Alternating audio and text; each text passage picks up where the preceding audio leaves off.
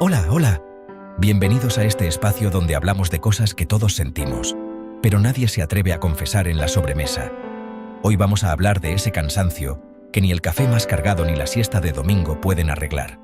Sí, ese que ni con triple espresso se va. No es el típico cansancio de «me desvelé viendo series». Es el agotamiento del alma, ese que ni Netflix puede distraer. Y aquí entra Verónica, nuestra heroína de hoy, que conoce este cansancio como si fuera su roomie. Por fuera, Verónica siempre tenía una sonrisa lista, pero por dentro sentía que su energía se escapaba más rápido que el wifi en casa ajena. Era como vivir con la batería al 1%, sin cargador y con el modo ahorro activado, y aún así, el teléfono se apaga. Hacía lo mínimo para sobrevivir al día, como cuando uno va al súper y solo compra lo que está en oferta. Por fuera, todo era de revista, casa ordenada, familia sonriente, fotos felices. Pero su motor interno hacía más ruido que licuadora vieja. Este cansancio no llega de golpe, no. Se mete despacito como la humedad en la pared, hasta que un día dices, ¿y este hongo de dónde salió? Las cosas que antes le hacían feliz ahora le parecían tan emocionantes como ver cómo se seca la pintura. La alegría se volvió un recuerdo lejano, como esos memes que ya nadie entiende. Verónica cargaba una mochila invisible, llena de piedras emocionales. Y ni siquiera sumaba puntos en el gimnasio. Y lo peor, no sabía cómo quitársela ni a quién pedirle que le ayudara a cargarla, porque no hay Uber para emociones. Este cansancio no se cura con pastillas, ni con vacaciones, ni con maratón de memes. Te obliga a parar, mirar hacia adentro y admitir que algo no va bien, aunque preferirías ver videos de gatitos. Pero Verónica seguía, como quien camina bajo la lluvia sin paraguas, hasta que la tormenta interna casi la arrastra y pedir ayuda se volvió la única opción. Pausa. Para entender el agotamiento de Verónica, hay que ver el cóctel de problemas que enfrentaba. Su madre, su roca, llevaba meses enferma. Perdió su trabajo de un día para otro, sumando incertidumbre y presión económica. Su hijo Martín enfermó, y los médicos no encontraban respuestas. La fe de Verónica, antes su ancla, empezó a tambalearse. Se sentía sola, abandonada, y su alma colapsó bajo el peso de todo. Hay días en que todo parece salir mal, cuando lo pequeño se vuelve enorme y lo cotidiano se convierte en una carga difícil de soportar. Son esos momentos en los que una simple acción puede desencadenar una tormenta de emociones que llevábamos tiempo guardando. Para Verónica, ese día llegó en la cocina. Un plato se le resbaló de las manos y se rompió en 1000 pedazos contra el suelo.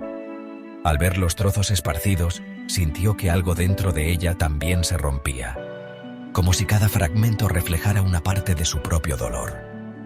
Ese plato era el reflejo de su alma, rota, fragmentada, incapaz de sostener más peso. Las lágrimas que había contenido durante semanas, tal vez meses, salieron sin control, liberando todo lo que había callado. Lloró por su madre ausente, por su hijo que crece demasiado rápido, por su trabajo que la agota, por su fe tambaleante y por ese cansancio infinito que la acompaña cada día. Lloró por todo lo que no se permite mostrar. A veces necesitamos rompernos para dejar salir el dolor. Es en ese instante, cuando dejamos de fingir fortaleza, que nos permitimos ser vulnerables y humanos. Solo así podemos empezar a sanar. Para Verónica, ese plato roto fue el punto de inflexión. Tocó fondo, pero al hacerlo descubrió que solo podía empezar a subir. Recoger los pedazos fue también un acto de reconstrucción interna. A veces, tocar fondo es el primer paso para sanar. En el suelo de su cocina, rodeada de restos, empezó a soltar el peso que llevaba encima y a aceptar su fragilidad como parte de su fuerza. Y en ese vacío, en ese silencio después del llanto, algo nuevo podía comenzar. Porque incluso entre los restos, la esperanza encuentra la manera de entrar, como la luz que se cuela por la ventana y acaricia suavemente el alma. Tras el llanto, Verónica se levantó sintiéndose más ligera, como si el peso de sus emociones se hubiera reducido, aunque solo fuera un poco. El silencio de la casa la envolvía, pero ya no era tan opresivo. Recogió los trozos del plato roto, sus manos temblorosas pero decididas. Al buscar algo para limpiar, sus ojos se posaron en su viejo cuaderno de oraciones, cubierto de polvo y recuerdos.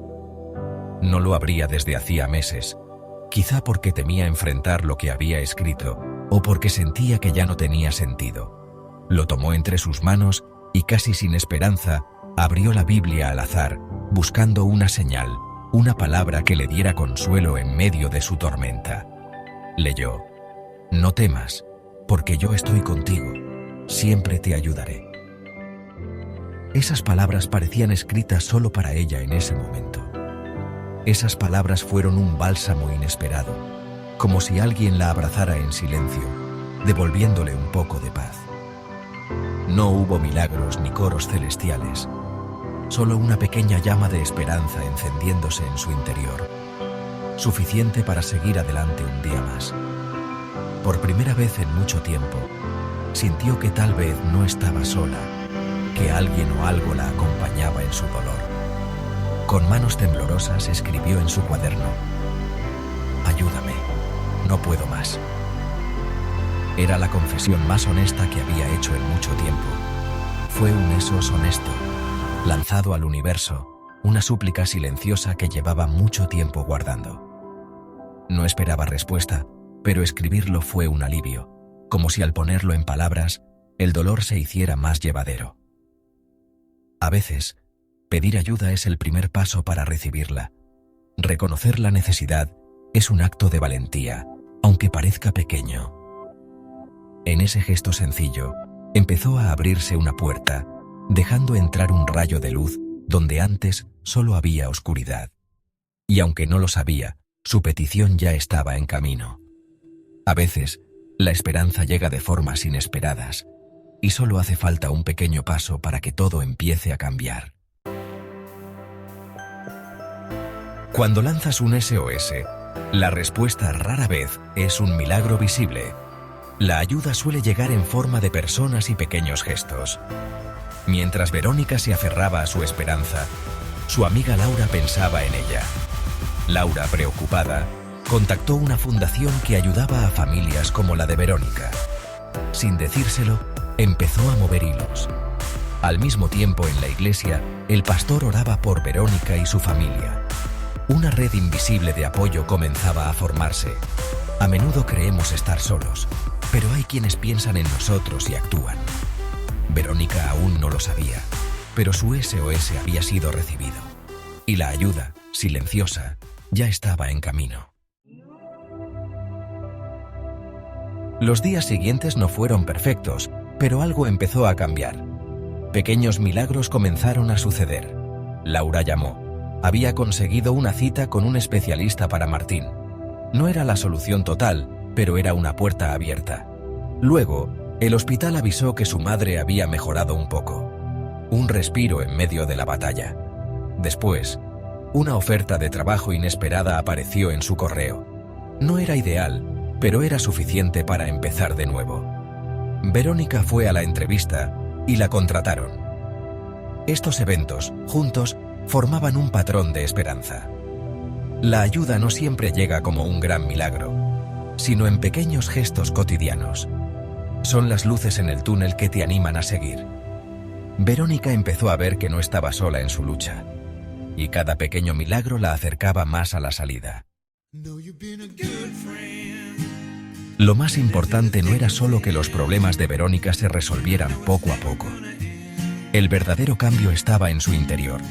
La soledad que la aplastaba empezó a disiparse.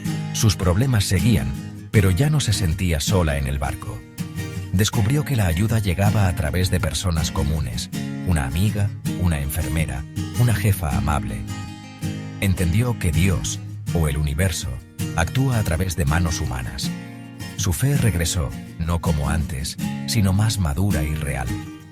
Aprendió que la clave no es evitar las caídas, sino saber que hay una red dispuesta a recogernos. Para Verónica, esa red era la amistad, la oración y las oportunidades inesperadas. El camino seguía siendo difícil, pero ya no lo caminaba sola, y y eso lo cambió todo. Con el tiempo, Verónica encontró un nuevo equilibrio. No era la vida perfecta, sino una vida consciente de su fragilidad y fortaleza.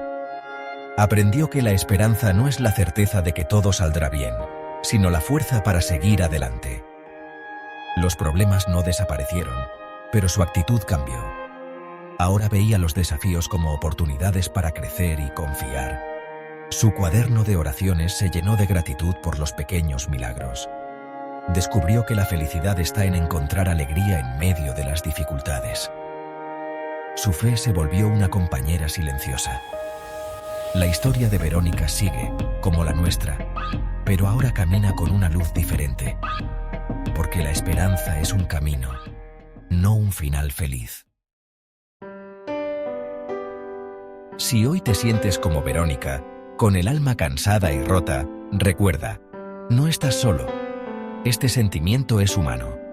Permítete escuchar estas palabras, una oración laica para quienes llevan una mochila de piedras.